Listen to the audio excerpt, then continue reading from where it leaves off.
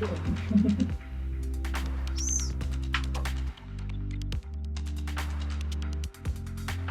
AGU Digital Access Project provides online access to special collections held by Aoyama Gakuin University in Tokyo, with a focus on digitizing rare Bibles and other religious editions within our library system.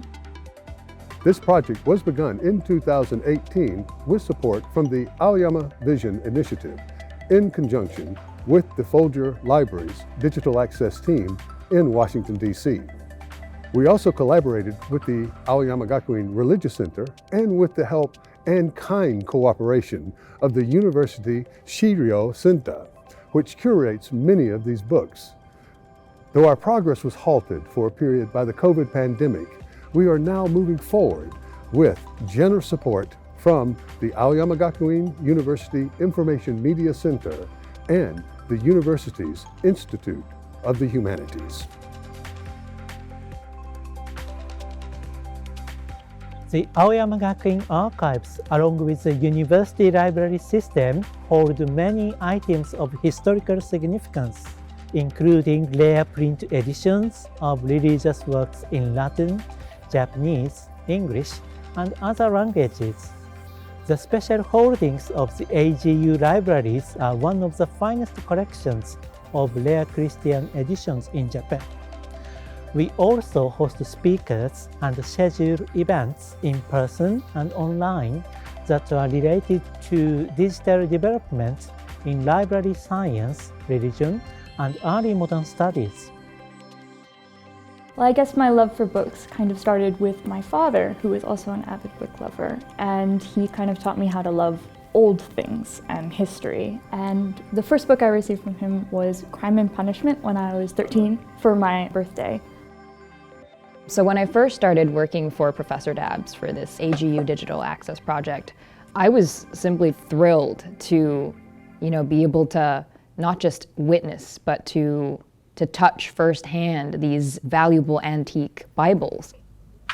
I've obviously seen a lot of high-quality digital scans of, say, the Book of Kells or the Canterbury Tales online, but I never really thought about what goes on behind the scenes. I never thought of how it's done.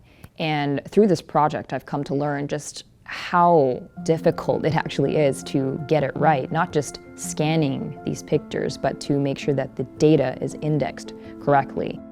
Well, obviously the books that we are scanning here are very old and very rare. And one of the things that I always wanted to do as an academic and in academia is preserve and have other people be interested in these old books, which are very precious.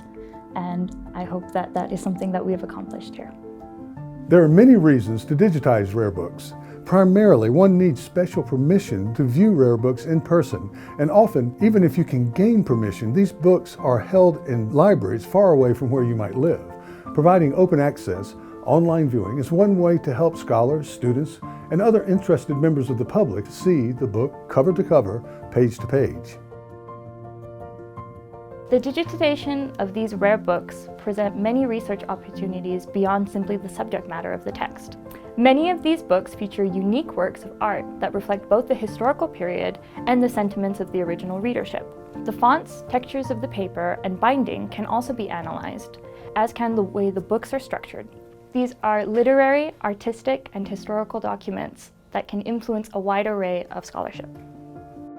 One of the great things about digitization, especially with the smaller editions that we are currently working with, is that print and images can be zoomed in on at high resolution. So you get a better view of the work with a digital copy than by viewing the edition with the naked eye.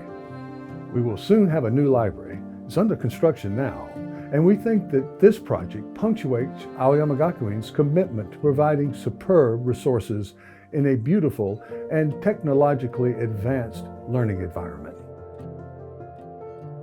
In doing this work, I've also learned that major libraries like, say, the British Library or the Library of Congress have been digitizing their collections for years now. However, for smaller collections, it has been difficult to marshal the human resources, the hardware and the software to digitize large sections of a given collection.